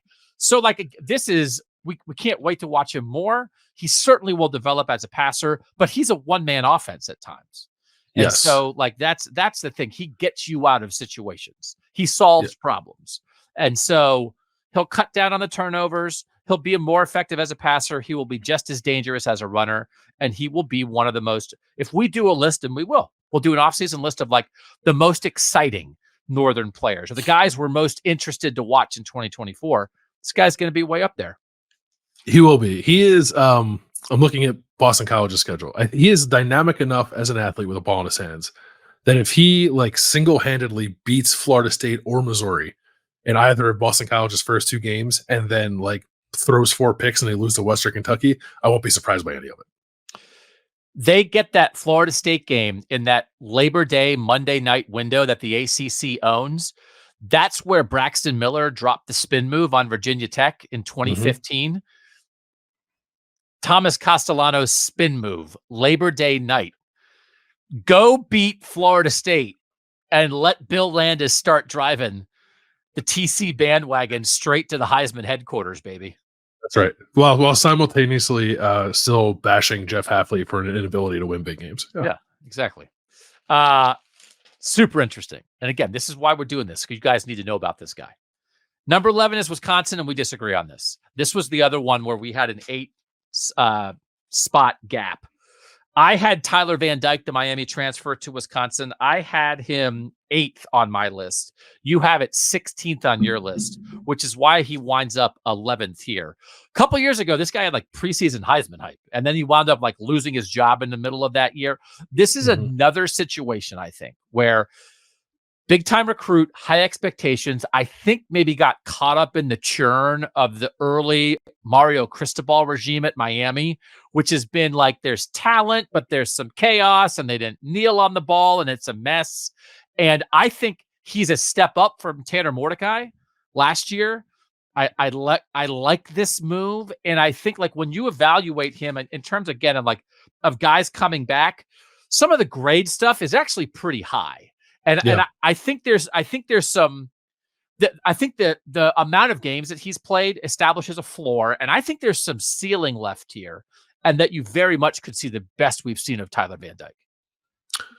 I've just never really liked him as a quarterback. This is like some part of my personal bias, I guess, creeping in here, because I think you're right. There probably is some ceiling that he could get to that makes him a little better than he was in Miami. And he was good at Miami a couple of years ago. He just wasn't very good last year. And the fit to me is a little odd. I think there's like, with some of the stuff that Phil Longo wants to do with like quick passing game and playing tempo, like Tyler Van Dyke can play point guard and maybe do it better even than Tanner Mordecai did. It feels to me like quarterback athleticism is very important in this offense too. And I don't know that Tyler Van Dyke gives you any of that. So that's what's weird about the fit to me. And I also just want to see Wisconsin like get out of this. Like Luke Fickell should be recruiting and developing quarterbacks, and I get he's only going into his second year. Maybe it's too much to ask for him to be there right now. So he needed another transfer to help fill the gap, and I think that's fine. I was just a little underwhelmed by the addition, partly because I really wanted to see them go get Cam Ward, and they didn't do that. So that factors in here too, probably unfairly for me. But if I'm trying to be like objective about it, I do think it is very much within the realm of possibility, if not likely to happen, that Wisconsin has slightly better quarterback play than it got last year. Again, what has he done? Last year against Texas A&M, 21 of 30, 374 yards and 5 touchdowns. Mm-hmm. Last year against North Carolina, 31 of 49, 391 yards, 4 touchdowns, 2 picks.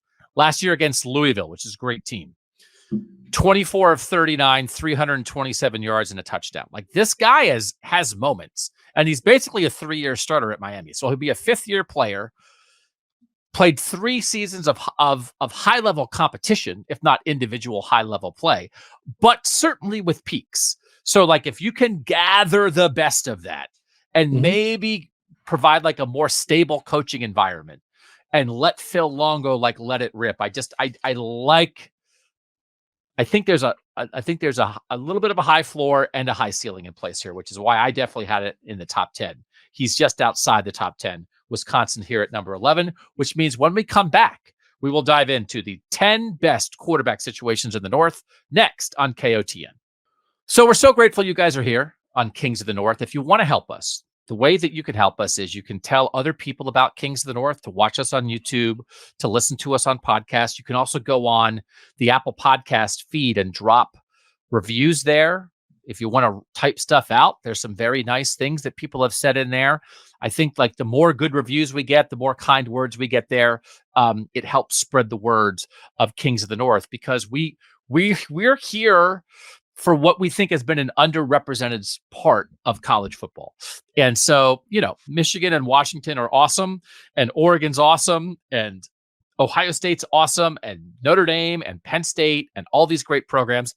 Like, they don't need our help, but we just like to remind people that Northern people care about college football, and there's some pretty good college football played up here. So any way that you would decide to give us a little push, we'd be ever so grateful. But just by being here, we're already grateful for that. All right, number 10, we both love this guy, don't we? Michigan State and Aidan Chiles. Maybe we love him too much, but there is huge potential here, Landis, is there not? There is, and I showed restraint by not already putting him like in the top 5, which is where I think this situation is going to end up by the end of the year. I think in the end, Oregon State was correct to not just hand it over to him and take it away from DJ Uiagalelei. I think maybe they could have incorporated Aidan Chiles more than they did last year, which was kind of like they gave him like a series early, and then that was kind of it. But he like got some decent experience last year in doing that, and he's obviously changing programs, but he's not changing systems, which I think is really important when we try to project what he's going to be this year. So in terms of like, in exciting play that makes you optimistic for what a guy could be, I think what Aidan Chiles showed in backup duty last year is up there with, compared to some of the other guys we're talking about here. And I just really like Jonathan Smith. I like the offensive fit. I love the recruiting when they got him in the first place at Oregon State. And it is a massive, massive upgrade, I think, just in pure talent at the quarterback position compared to what Michigan State has had for like the last going on 10 years almost. So yeah, very, very high on what's happening here. So a Southern California kid, Jonathan Smith grabbed him and got him up to Oregon State. As you know, Jonathan Smith moved from Oregon State to Michigan State, and Aidan Chiles followed him. So again, the number 12 quarterback in the class of 2023, that was a huge deal for Oregon State to get him. And now they lost him, and it's really tough. Like, of all the things, you stack up the things that are just super unfortunate for Oregon State. Not getting to see Aidan Chiles be the starting quarterback out there is on that list. But it's a great grab for Michigan State. He was 25 of 39 for 309 yards last year, 4 touchdowns, no picks, again, in that limited backup duty. But this would also be, if we were doing long-term, we'd have Michigan State in the top 5, because Maybe this is a 3 years and out NFL guy, but I don't know. There's a chance that he's the starting quarterback at Michigan State in 24, 25, and 26.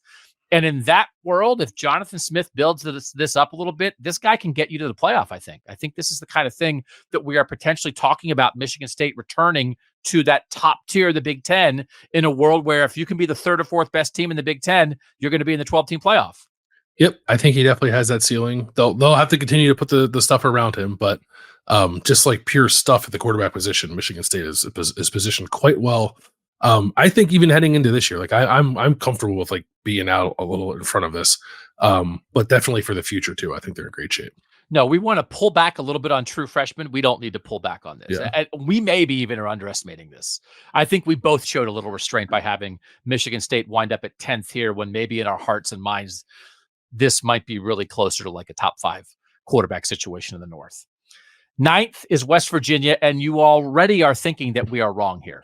Garrett Greene coming back as really one of the more highly rated returning quarterbacks to his own school in the country. Are we doing the Mountaineers dirty? I think probably a little bit. Yeah. I think West Virginia could definitely be higher here. Garrett Greene was, it turns out, like pretty good last year, both as a runner and a passer. Like if you scroll cfbstats.com and like look for the best passers in the country, like he's not going to be near the top of that list necessarily, but for what West Virginia needs from him, I thought he played very well. Huge deal that he's coming back to start again for them this year. Cause I think that there was a thought in Morgantown that like Nico Marchiol, who's like a really good, young, exciting quarterback, was going to take that starting job from Garrett Greene last year. That didn't happen.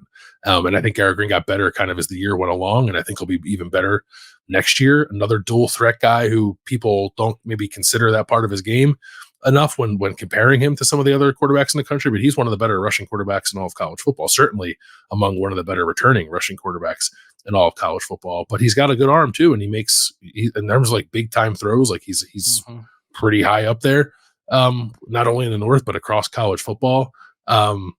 I think when you talk about ceiling here, there's something here with Garrett Greene that's pretty exciting. Like, is he going to be a Heisman Trophy candidate, one of the top 10 quarterbacks in the sport? Maybe not quite that, but top 20, I think. And I don't know that he's thought about in that regard quite yet. I think maybe we should be.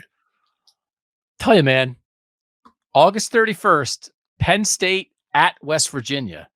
Drew Allar, Garrett Greene, like this is a game that matters for the playoff. And like this is how rare this is for West Virginia. Like what we're talking about. Why is Garrett Greene in our top 10? By PFF grade, it's just a guide. It's just a guide. I don't know why the former players get so offended. JJ Watt, right, is offended by PFF grades. It's just a guide.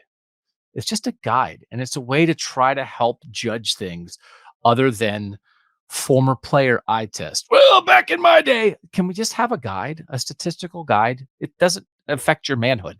Just relax. Quarterbacks who are returning to their school in 2024.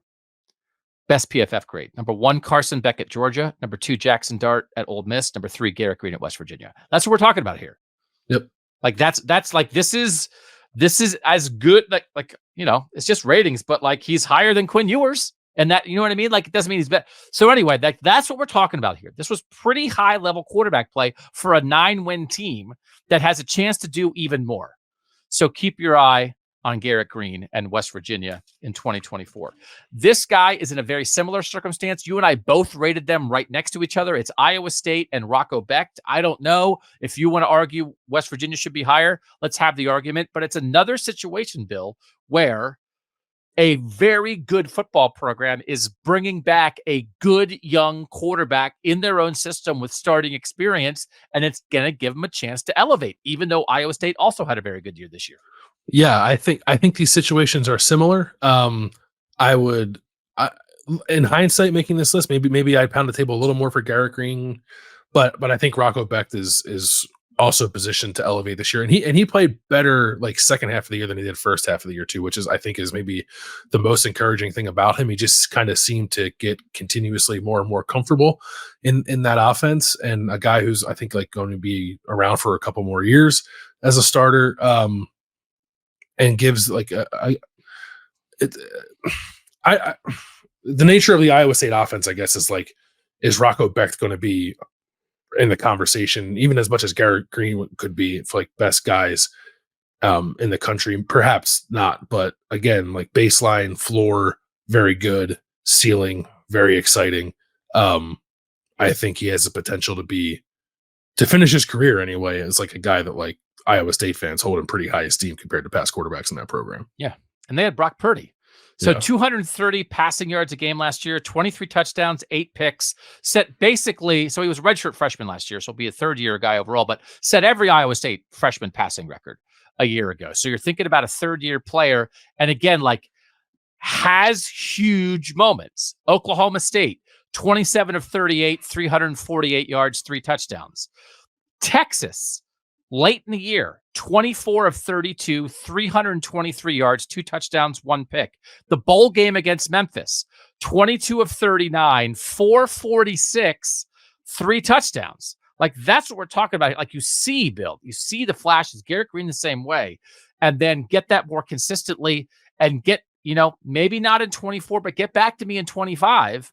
If Iowa State and West Virginia retain these 2 guys and they're both going to be third-year starters, let's see what happens. That's the kind of thing. That's how programs like this elevate into a playoff discussion, even though I maybe think West Virginia's going to make the playoff this year, which I already predicted. This is like the Big 12. The North is going to be super interesting in the Big 12 because that conference is going to wind up being about half and half in the new world. And I think like Arizona and, TCU and Baylor and those schools deserve a lot of attention. But like, I really do think Iowa State, Utah, Colorado, Cincinnati, West Virginia, they really have a chance to, I think, be dominant forces in this new Big 12 that doesn't include Oklahoma and Texas. So keep your eye on the quarterback play at West Virginia and Iowa State this year. It's worth your time and energy. Number 7, very familiar. It's Syracuse, and it's Kyle McCord. And it's a reminder that did Kyle McCord play up to the Justin Fields, CJ Stroud standard last year? No. Is Kyle McCord a very competent, good power conference quarterback? Yeah. And he's a heck of a get for Syracuse. This is, and again, I just had this conversation on the AP College Football Show with Ralph Russo that you can find. We're talking Northern stuff. The COVID stuff, right? Where we just got used to everybody having an extra year. This is like the scenario where it's a reminder that like that was an unusual situation because Syracuse is only getting Kyle McCord for 1 year. Mm-hmm. And that he was a backup starter at Ohio State. And now it's year 4 and he doesn't have extra magical years to play with. It almost makes me sad for both McCord and Syracuse that this is not like year 1 of what will clearly be a 2-year thing. And look out for Hughes and McCord in 2025. They got to get after it right now. It's weird because when we have a conversation about Ohio State, we always say, like, what's the point of redshirting guys who aren't going to be here for all 4 years anyway? So Ohio State burned Kyle McCord's redshirt in his freshman year as like a 5-star quarterback. And I don't know we thought anything of it, but now we think a whole lot of it because he probably would like to have 2 years available to him. This was the one where I struggled a little bit because, yes, it's a heck of a get for Syracuse. In terms of passing chops, like I think it's an upgrade over what Syracuse had last year in Garrett Schrader. There's a lot of reason to be excited about what Fran Brown's doing there, like putting around Kyle McCord. But I also think if you take like what Garrett Greene was expected to be with what was around him, what Rocco Becht was expected to be with what was around him, what Kyle McCord was expected to be with what was around him, I would rank Kyle McCord 3rd among those 3 quarterbacks. And now we have Kyle McCord ahead of both of those quarterbacks, which maybe is wrong, frankly. So we'll see how that plays out. But I do think that Kyle McCord is certainly a competent Power 5 quarterback for sure. Was he everything Ohio State needed him to be? Absolutely not. Was he going to be that this year? Clearly, Ohio State didn't think so. But he doesn't need to be that to be a successful quarterback at Syracuse. So I think Syracuse is elevated at the position. There's some guys we already ranked that maybe we like their ceilings better. Thomas Castellanos at Boston College, Aidan Chiles at Michigan State for sure. The 2 guys you just mentioned. So I think we can like catch ourselves, and we need to. So Kyle McCord's going to carry some of that Ohio State juice to Syracuse. Oh my gosh, Syracuse is getting Ohio State starting quarterback. That's a big deal. And then I think you can be in a hurry to like wipe that juice off of him and be like, yeah, but it wasn't great the whole time. It still was pretty good. He still led the drive and made the throw to set up the win against Notre Dame on the road in South Bend. We thought that was Kyle McCord's coming out party, right? Mhm. He still had moments where he made plays with a throw to Marvin Harrison Jr. against Penn State to put that game away. It's easy to remember the ways in which he fell short of the Ohio State standard. I do think we have to make sure we remind ourselves of the ways in which he was a very good college football quarterback. And so, frankly, if Ohio State had a quarterback that was 7th on this list, we'd be like, oh man, Ohio State, what's going on? So we haven't gotten to Ohio State yet. Ohio State is higher than 7th, which is why Kyle McCord's not here anymore. Not here in Columbus. We record this in Columbus. It's a northern show. Columbus is the capital of northern football. It's one of those things maybe you think, well, you should move it to Ann Arbor. It used to be in Philadelphia, they moved it to DC, but for now it's still in Columbus. We don't want to underestimate how good Kyle McCord is. And the idea that Kyle McCord could very well be one of the 5 best quarterbacks in the North and still not be good enough to have kept his job at Ohio State. Because nobody has a higher quarterback standard in the North than Ohio State. So both those things can be true. So I'm glad we have him in the top 10. I agree with everything you said about maybe, West Virginia and Iowa State should be higher. Maybe Michigan State and Boston College have more potential. Yes. But also, this could really work. And I think we just have to be mindful of that too. Yeah, it's hard. It's hard to remove the Ohio State of it from your mind and try to evaluate Kyle McCord, Syracuse quarterback. But I think that could work out just fine for Syracuse. 6th is Utah. We know a lot about this. Cam Rising has been an unbelievable quarterback at Utah. He's entering his 7th year of college football, started his career at Texas. Remember that great Utah-Ohio State duel in the Rose Bowl a couple years ago? It was C.J. Stroud who took the NFL by storm against Cam Rising. So Cam Rising did not play last year. He's back for year 7 this year. The best of Cam Rising is higher than this, but it's a little bit hard to judge when he missed a whole season. Yeah, and what's he going to look like? How are the injuries going to impact him when he does come back? But experience and again, high floor is the floor here is high as it is anywhere. I think with Cam Rising, I think that's fair to expect, even with him being a little bit of a mystery coming off of that injury. He's a gamer, he's the leader of that program, but he's also a really talented quarterback. I feel like he gets thought of as I don't know, a scrappy dude who gets by on grit than he does more than he does talent. He's pretty talented. He's a pretty good passer. He's a good runner. He's good in the pocket. He's seen everything. So I think he's definitely got a shot to be much closer, even at number 6, to the top of this list when the season is over. But it is difficult to think about what it might look like. 1, because we didn't see him last year. 2, because there's enough turnover with Utah's offense, which wasn't very good to begin with last year, to make you a little curious about what that might actually look like. 2-year starter at Utah in 21 and 22. He threw 46 touchdowns and 13 picks. In the 2022 season, when Caleb Williams won the Heisman Trophy for USC, Cam Rising against USC in a win, 33 of 40 for 415 yards and 2 touchdowns, going head to head with the eventual Heisman winner. That's what this guy is. Let me get the stats because they're so bonkers. Right, from the Utah-Ohio State Rose Bowl. He wasn't as bonkers. He was only 17 of 22 for 214 with 2 touchdowns. I guess C.J. Stroud's the one who went bonkers, but they went toe-to-toe. And so this guy, he has a ton of experience.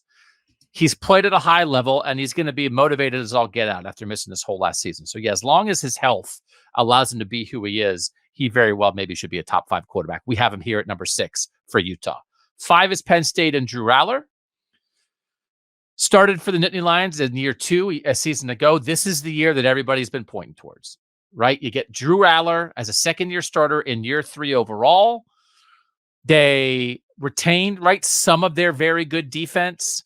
They still have a run game. They lose Olu Fashanu on the offensive line, but this should be a playoff year for Penn State. 202 passing yards a game, 25 touchdowns, only 2 picks for Drew Allar last year. Opened his career with 311 passes without an interception. He actually needs to throw more picks. They need to let him let it rip. And Kolanicki, am I saying it right? The new offensive coordinator at Penn State is a huge part of this. Maybe an elevation of Drew Allar.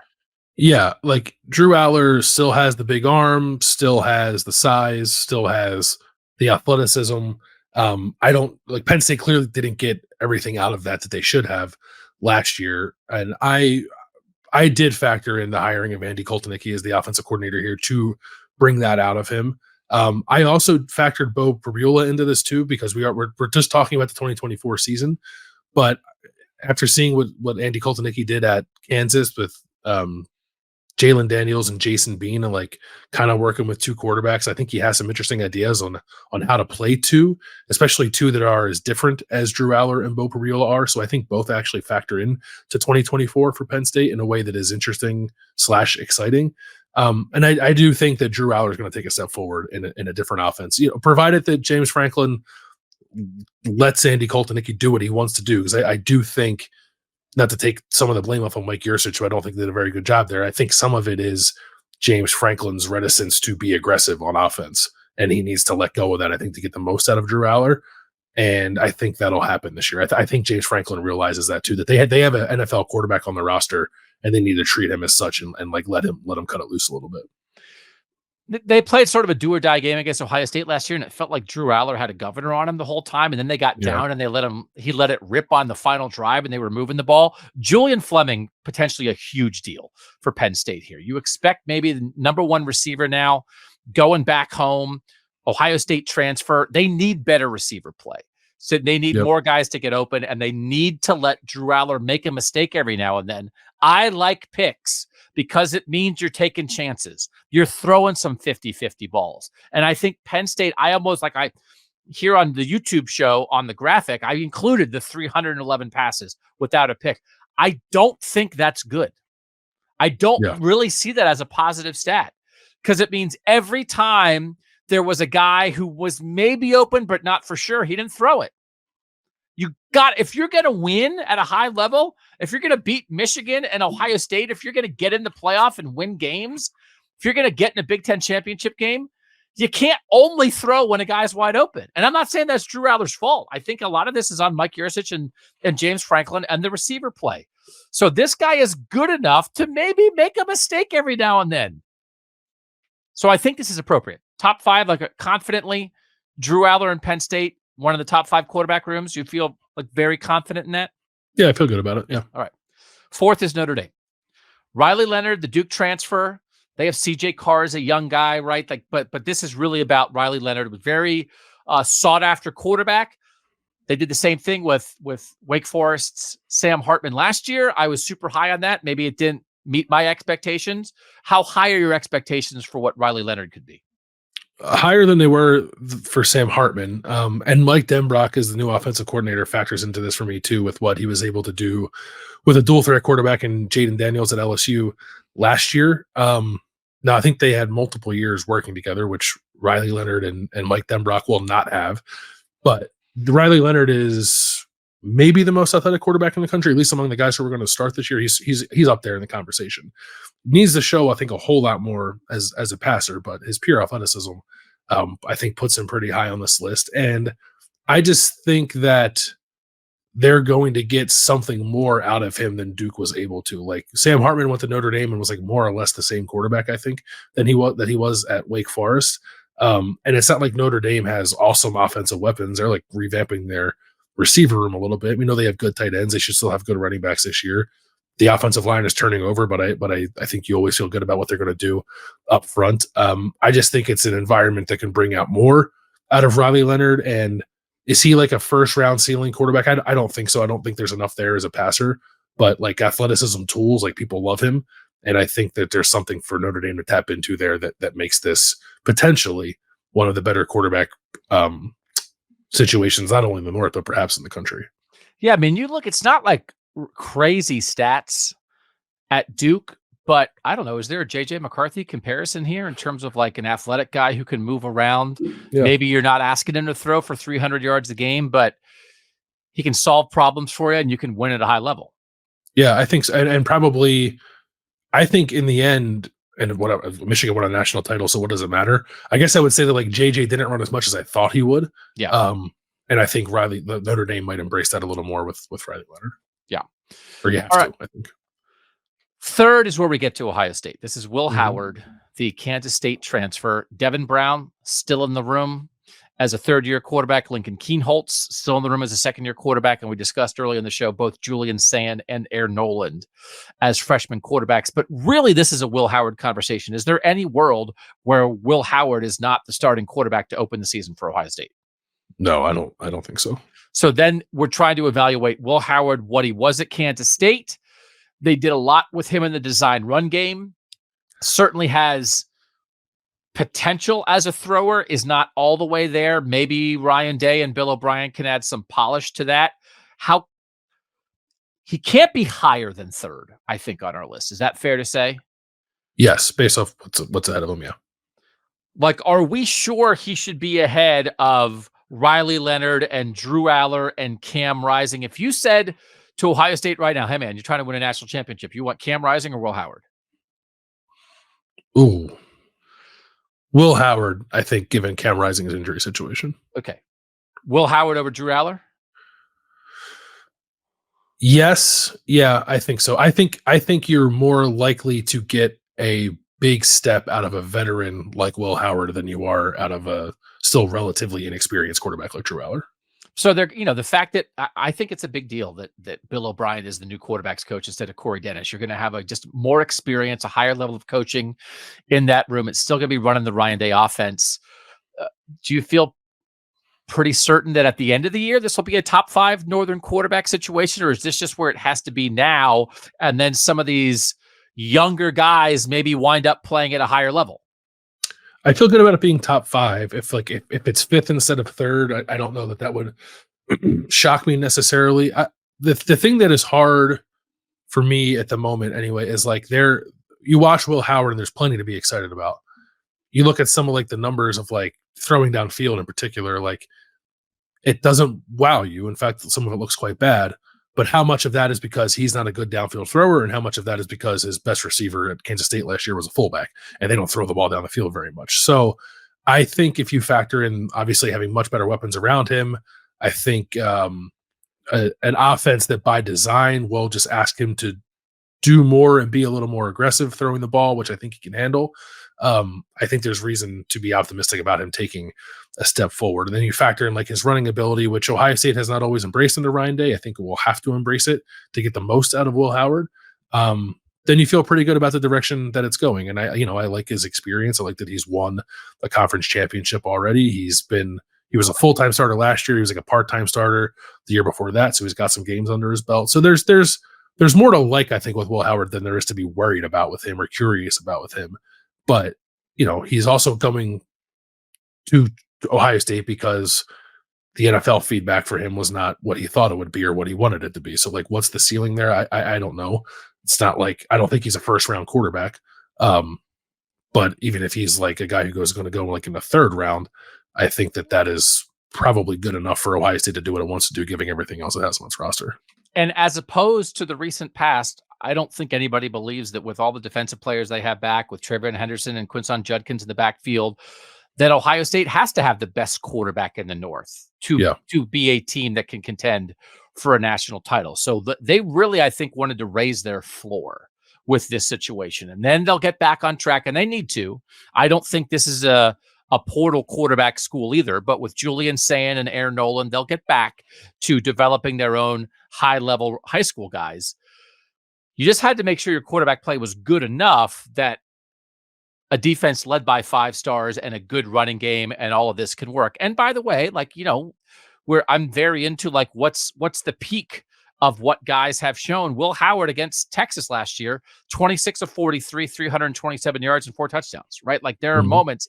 Iowa State in the snow, 24 of 48, 288 yards in like a crazy game, but like playing at a high level, beating TCU in the Big 12 championship game in 2022. So he's had some moments too, and he doesn't have to be CJ Stroud. But I think 3rd is right for now. If you were to ask me, I think I would bet on somebody like Drew Allar, Rocco Becht, Garrett Greene, somebody like that, Aidan Chiles, maybe passing. Ohio State, like with the upside of, but Ohio State just wants to minimize risk, I think, at the quarterback position in 2024. And It seems like Will Howard will do that. Yeah, I think he will. Yeah, and while also giving them a added element with his athleticism. Yeah, clear top two. Do we agree on this? That there was like sort of a no doubt that these were the two best quarterback situations in the North? I thought that there was separation between one and everybody else. I don't know that I see a whole lot of difference between what we just discussed and what we're about to discuss.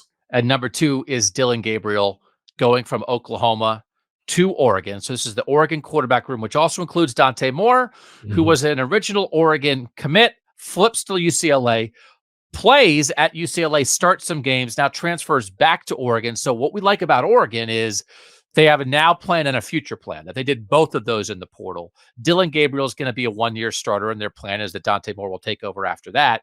Of course, it's Gabriel this year. UCF guy, then went to Oklahoma.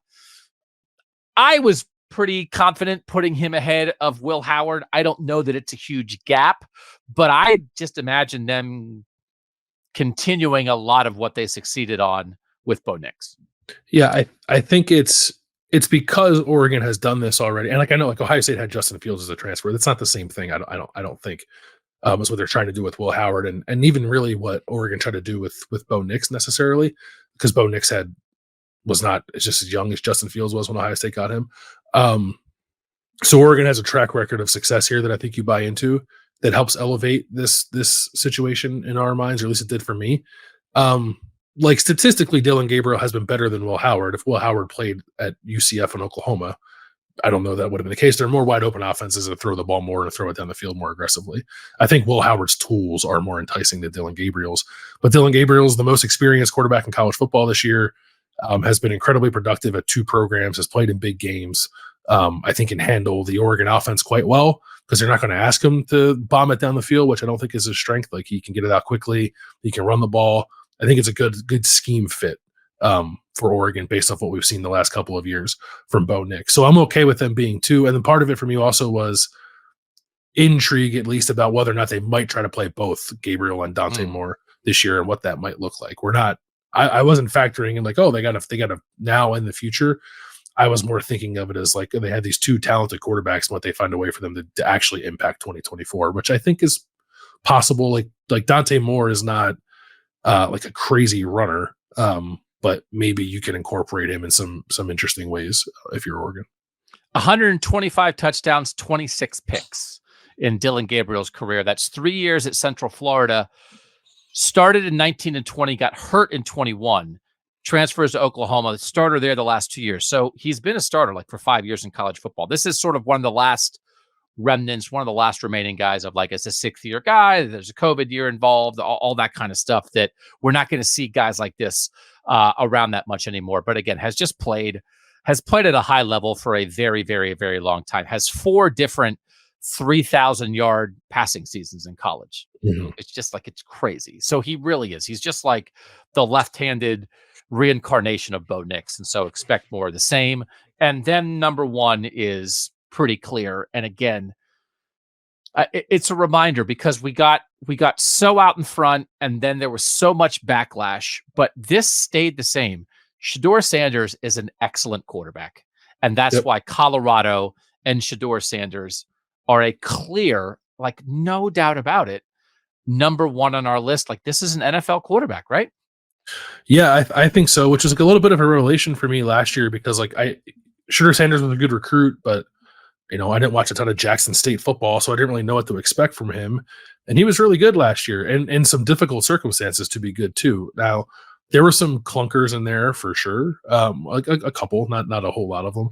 But I actually think like what he was able to do playing behind a terrible offensive line makes it more impressive. And now that Colorado's got to shore that up, and they're switching offensive coordinators. So like there's things changing around Shedeur that may or may not impact him this season. I think if they do, it will impact him positively, mostly along the offensive line. But he was excellent, I thought, last year in a way that got overlooked, like after the initial Colorado buzz died down, because it just turned out they weren't a very good football team, but they did have good quarterback play.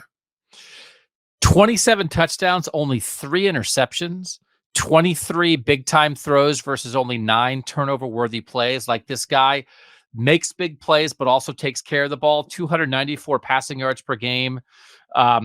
He's of only Dillon Gabriel among Northern quarterbacks had more passing yards last year than he did. 37 career starts. That's 2 years at Jackson State, and then what he did at Colorado last year. 4th-year guy. Don't, again, it's like the backlash to the backlash. Don't underestimate how good Shedeur Sanders is, because you got tired of the Colorado story, because his dad got a lot of attention, because it turns out they did not finish the season the way they started it. And one of the stories of the offseason has been Colorado building up this offensive line. If you protect this guy a little bit, who knows what might happen? Because, again, like, Peaks, 33 of 48 for 400 yards, 5 touchdowns against Stanford. 38 of 47, 347 yards, 4 touchdowns against Colorado State. The opening game of the year that set everything on fire. 38 of 47, 510 yards, 4 touchdowns against TCU. Now, TCU didn't turn out to be great, but that's good against anybody, man. So I think, like, collectively, the whole program wore down. I think because of a lack of depth, because of a lack of protection on the offensive line, maybe because of the hype. And so by the end of the year, they weren't the same team. But there is a lot here. There is a lot here, man. And I don't think it's not Michael Penix. It's not Bo Nix, right? It might not be JJ McCarthy, but for the North right now, it's number one, and there's no doubt about it. Yeah, there's no doubt. Like, I even look at like the Arizona game, right? Like, completes 60% of his passes, 262 yards, 2 touchdowns, no picks against a very good Arizona defense in a game that Colorado only lost by a field goal. Like that stuff, I think, matters more to me than maybe like blitzing a bad USC defense or that game earlier in the year against TCU. Like, he found ways to still be effective late in the year when, like, everybody kind of had the book on Colorado, which is like they can't block anybody. And like, he's not the perfect quarterback, and I think, like, early in the year it was like, Shedeur Sanders is a Heisman candidate. Like, that was probably a little too much at the time. But in terms of, like, experience, production, playmaking ability, there are few quarterbacks returning in college football who have that better than Shedeur Sanders. I'm going to try a little comparison here. See what you think. I'm checking the height. He's actually what's the difference between Shedeur Sanders and Baker Mayfield? And I'm asking that because Baker Mayfield won the Heisman and was the number 1 pick in the NFL draft, right? And like, there's a little bit of that, like, right? It feels to be like keep a play alive and then rip a throw. I don't know. I'm just trying to look for comparisons. He's 6'2", so he's bigger than Baker. But, like, again, it's one of those things. You don't have to be Drake May, right? There are ways to win at quarterback. I just think he's a high-level quarterback. So I'm super curious to see what it looks like in his second year at this level of play. You got me thinking now. You know what? You know what I mean? Like, because it's like, and not like what Baker was in college when he was a veteran, like, leader, winner, rip a throw, make a play kind of guy. Like, I'm trying to think of comparisons here. So anyway, I don't know. So we can see what it looks like. We'll come up. We can ask people if you have better comparisons for Shedeur Sanders, but, like, that's where my head's at right now. Here's the list. 1 through 26 best Northern quarterback situations. 1 Colorado, 2 Oregon, 3 Ohio State, 4 Notre Dame, 5 Penn State, 6 Utah, 7 Syracuse, 8 Iowa State, 9 West Virginia, and Bill already feels bad about that, 10 Michigan State, 11 Wisconsin, 12 Boston College, 13 Michigan, 14 Iowa, 15 Maryland, 16 Indiana, 17 Illinois, 18 BYU, 19 Nebraska, 20 Purdue, 21 Washington, because we have no idea who it's going to be, 22 Minnesota, 23 Cincinnati, 24 Rutgers, 25 Pitt, and 26 Northwestern. Worthwhile exercise, I believe. Yeah, it was fun. We'll get more in depth on, like, every situation as we get closer to the season, but I like kind of laying down a baseline of what's going on, who might still need to add, who's got guys coming back, who's got high ceilings, high floors, that kind of stuff. So I'm glad we did it. 26 rooms. 10 expected to start the same quarterback from last year, 13 expected to start transfers, 1 true freshman, and then 2 rooms where you think you're playing a backup. So again, this is That's a lot of new guys. That's a lot of new transfers. That's the world. You have to realize that's the world. And so we all have to adjust to that. All right. We have some more Kings of the North planned this week where we're still curious about what's happening at Michigan. And we may do a quick wrap up of Michigan to help us talk about the future of Michigan. And there's some more stuff I think we want to dive into about Ohio State and that Ohio State-Michigan rivalry as the two programs, obviously, like one's trying to get back up to the other's level while the other is going through ridiculous change, especially if Jim Harbaugh is not the coach at Michigan anymore. So we are very aware of the Jim Harbaugh situation. If and when he leaves Michigan for an NFL head job and Michigan has a new coach, we certainly will talk about that in depth on Kings of the North. But we have some Michigan stuff planned down the road. We're so grateful for you guys being here. If you want to drop a review, if you want to tell a friend, if you want to give a thumbs up on YouTube, we just appreciate all the support. We appreciate our great producer, Mike Rostowski, who makes us look good and sound good. So for now, he's Bill Landis. I'm Doug Lesmerises, and that was Kings of the North.